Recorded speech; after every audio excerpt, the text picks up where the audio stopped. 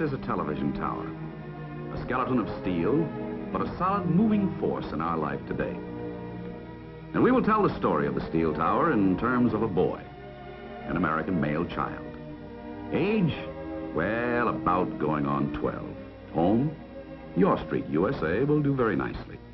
Name, well, because you'll get to know this boy for what he is and what he represents, his name is not important. He represents a number of things, all of which add up to the future of our country. He may become a scientist, or perhaps an educator. He might even join the Space Patrol. But today, he spends a lot of his time in the company of a friend of ours, a steel tower. There are all kinds of steel towers, but our particular tower transmits television signals to energize a home receiver that has become a very important part of our young man's everyday life. He and his family depend upon it for a good deal of their entertainment. They also depend upon it for much of the news and information of their community, state, and nation. It is a welcome guest in the home.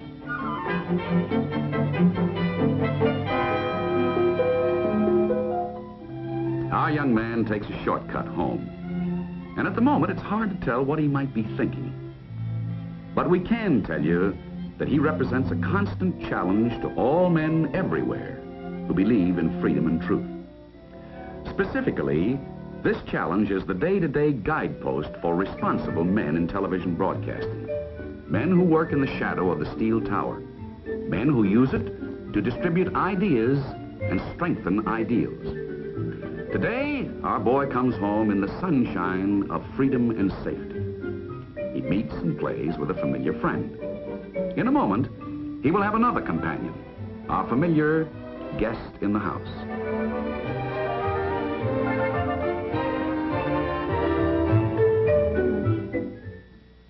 The NAB, the National Association of Broadcasters, the guest in your house. The guest that concerns itself with the future of our boy. Because of its being, this boy will grow up acutely aware that there are forces at large alien to his way of life.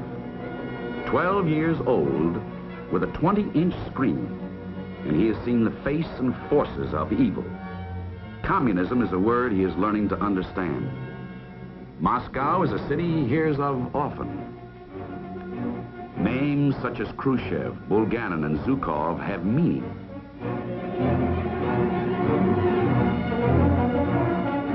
His horizons are no longer confined to the front yard. He can see across oceans. A familiar reminder in the town square. That brass plaque, a war memorial, suddenly comes to life. For even a 12-year-old boy can now relate the past with the future. He has seen graphic lessons in freedom more often than once.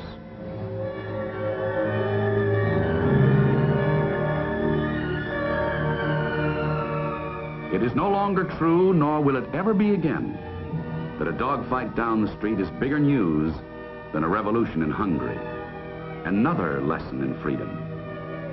He watches on that screen the men and women, and yes, the children, fighting in a turbulent land for a cause that might well be his.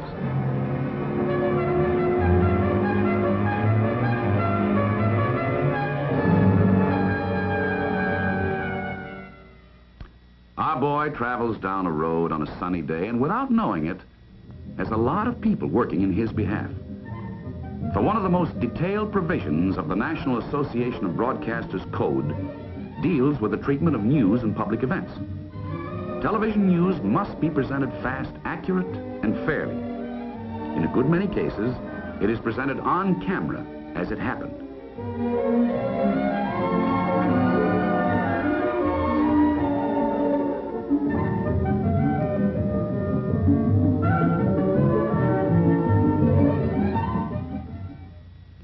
If our lad lived in Texas, he would have recently seen a typical example of local broadcaster responsibility and resourcefulness when disaster struck.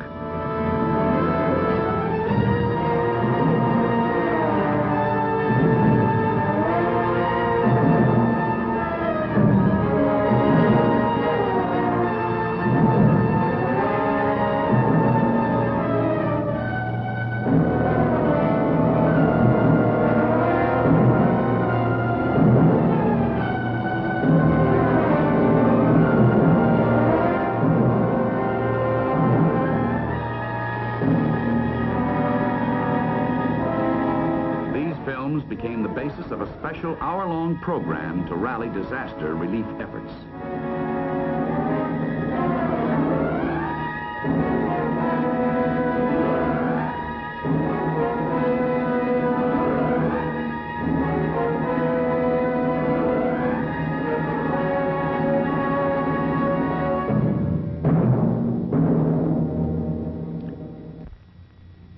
In another southwestern town, a local broadcaster pioneered actual coverage of a jury trial with an on-the-spot broadcast of a felony case.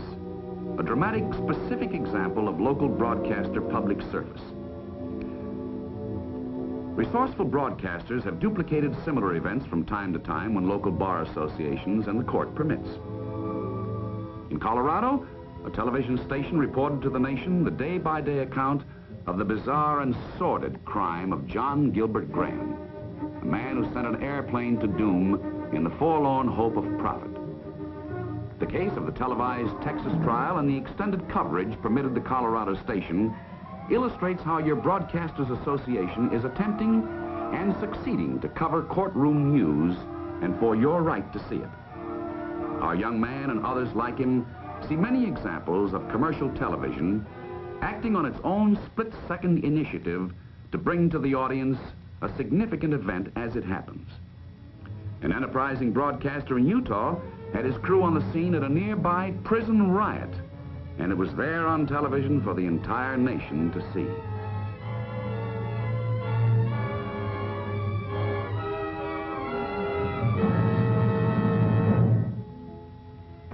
As far as I'm concerned, I can't blame the inmates for doing what they did, but I believe they went about it in the wrong way. A conflict between law and disorder in the sharp focus of a television camera. Empty lifeboats on a darkening sea. The imagination of a boy quickened and enriched by seeing great events as and when they happen. Familiar sights assume new importance, and our boy has some fun on the local pond.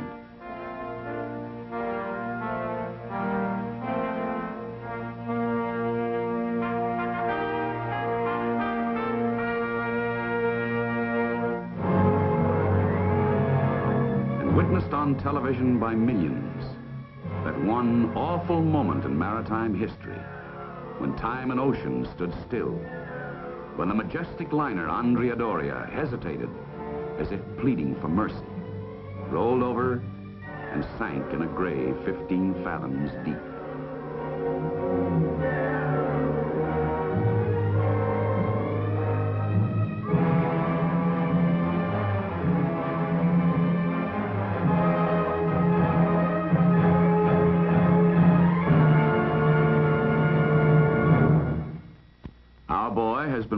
Into a brand new time.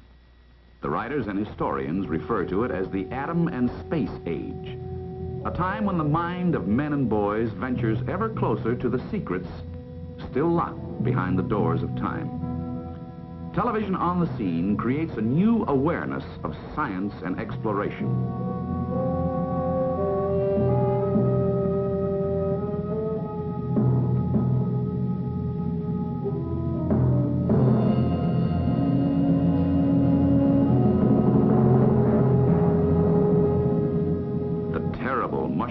Cloud, and a little boy who may sometime tame it.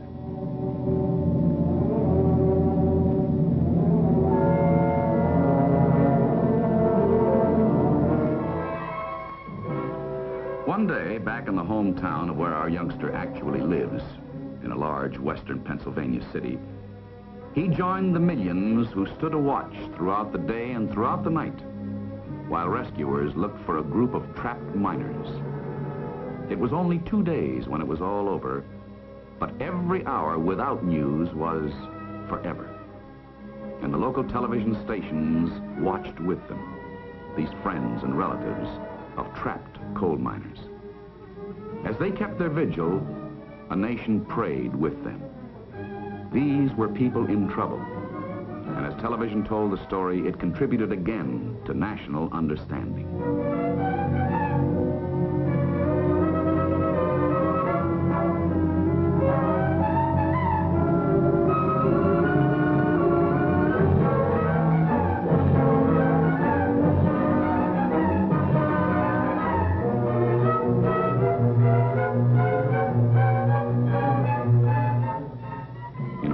all over the country, others waited too.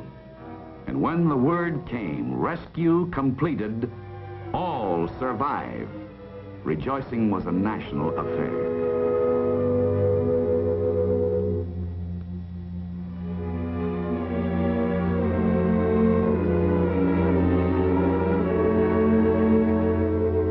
This is the story of a city in a shadow.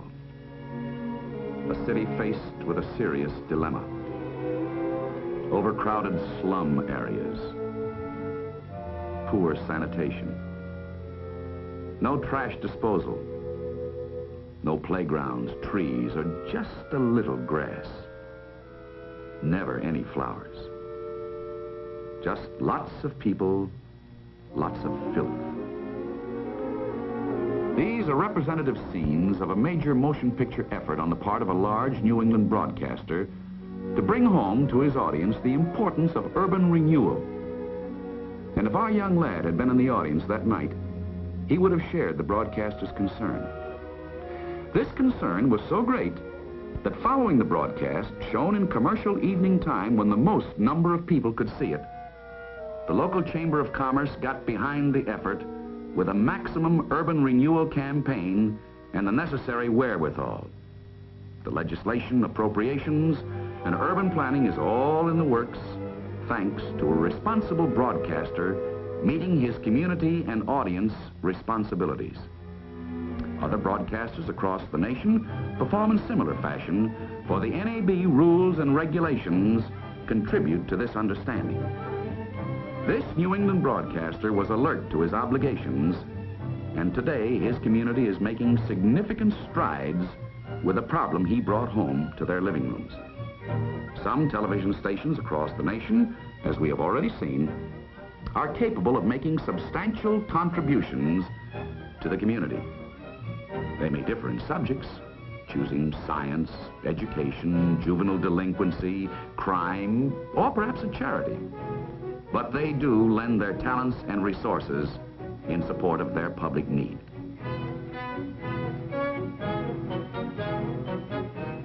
Not all television stations belong to the NAB. Some do not qualify. A few others prefer to set their own standards of programming and advertising. But one station on the West Coast, privileged to be a member of the National Association of Broadcasters, has made tremendous strides with its series of programs on city traffic congestion. The impact of its programs was so great that it brought about legislation that has been the big bottleneck up to the time of the broadcasts. Today, cars move faster in this city, and the plan is becoming a pattern elsewhere.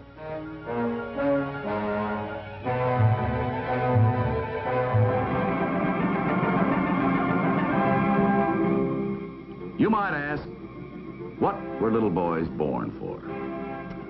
They were born to hit a home run with the bases loaded, and our lad's got the best seat in the house.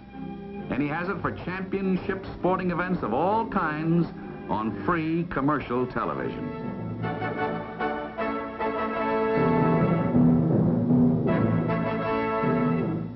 There are times, too, when we turn that knob and we see on the screen an event that has taken place thousands of miles away. In this case, the coronation of the Queen of England. And a little boy discovers that the world at large seems even smaller. He might be wondering what would happen if someone tripped or the crown fell. But confidentially, so did I.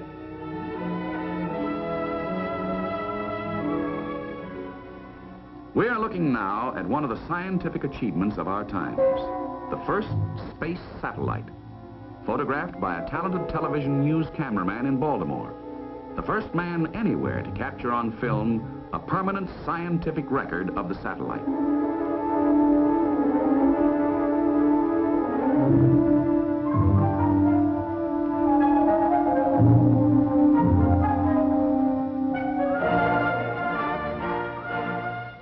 A moment ago, a coronation, and everyone knew who would get the job. But for a 12-year-old boy who wants to be president, this is where you start.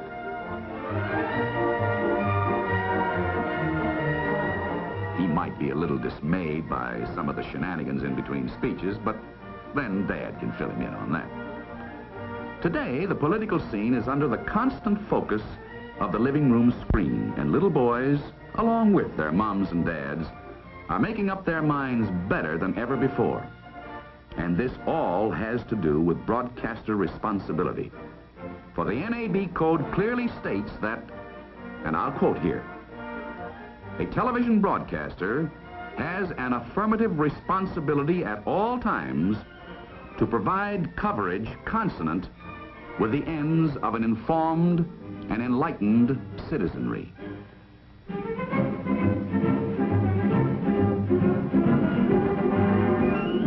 And we inaugurate a president who was himself once 12 years old.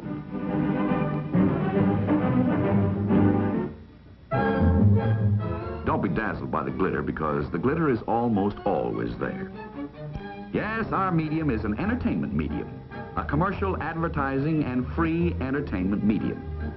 And it's all the stars and all the shows of the networks, local affiliates, and independent stations that makes possible this exciting and wonderful gift we call television. It has given us Omnibus, See It Now, and Disneyland, Perry Como, Ed Sullivan, and Frank Sinatra, and all the other talented stars that makes our screen glitter with a dazzling brightness.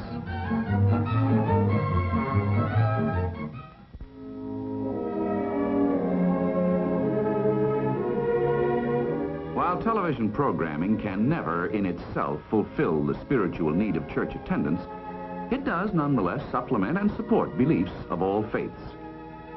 Your NAB member station meets this responsibility.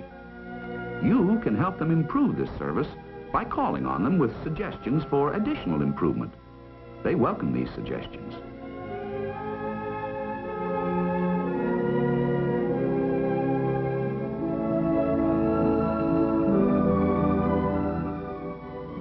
Washington, D.C., Home Office, USA, and the Home Office of your Broadcasters Association governing body of broadcasting stations across the land. Stations who have voluntarily banded together to assure the American television public that your television set will always be a welcome guest in the house. It is here that the Code Board of Review meets to determine policy and enforcement of high broadcasting standards. Monitor reports are scrutinized and appropriate action is taken. A broadcaster might win an accolade for his efforts, or for his negligence, it could be as severe as expulsion. In this regard, the governing body is similar to that which we have had in other mediums. Always a self-regulatory system which functions without government censorship. A system which in this country we have found works very well. This group meets face-to-face the day-to-day problems of television broadcasting. Standards of advertising, performer decorum, dramatic themes, news accuracy and fairness, and many other component elements that cross our screens daily. Implementing their decisions is a permanent staff which keeps abreast of broadcast practices. Perhaps it sounds like a lot of administrative routine behind all the glitter, but the truth is, these people are not any different than you and I. You see, they have youngsters like the boy in our show, and like the boy in our show, their children watch and are responsive to television. An American teacher then, without hesitation, uses television as a teaching tool.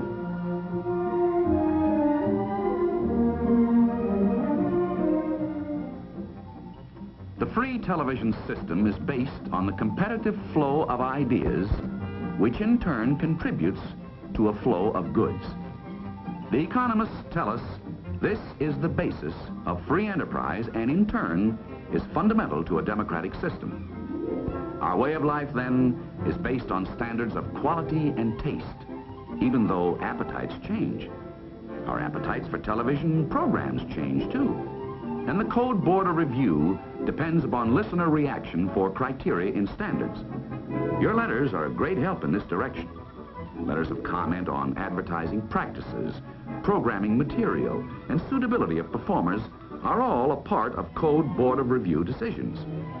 Your letters contribute to the American system of self-regulation reflected by newspapers, periodicals, motion pictures, and the theatrical arts.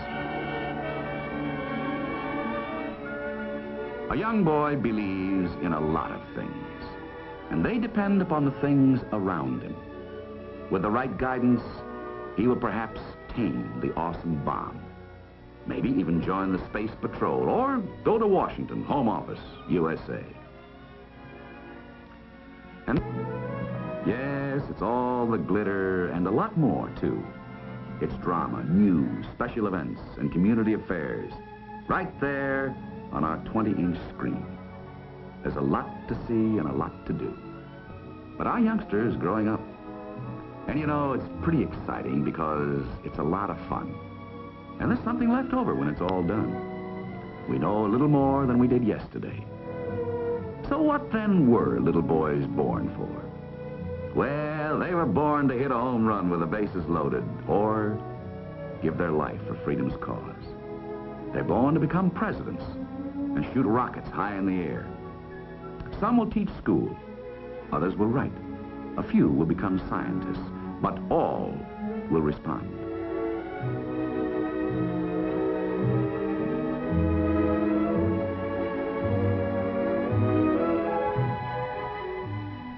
A familiar sight. It means communications, or an exchange of ideas. To make it possible, you just twist a dial, but behind that number is a personality and a face. It belongs to your television broadcaster. He's working for better standards.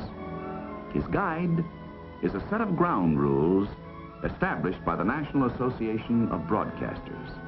And as a member, he knows that he will always be a welcome guest in the house.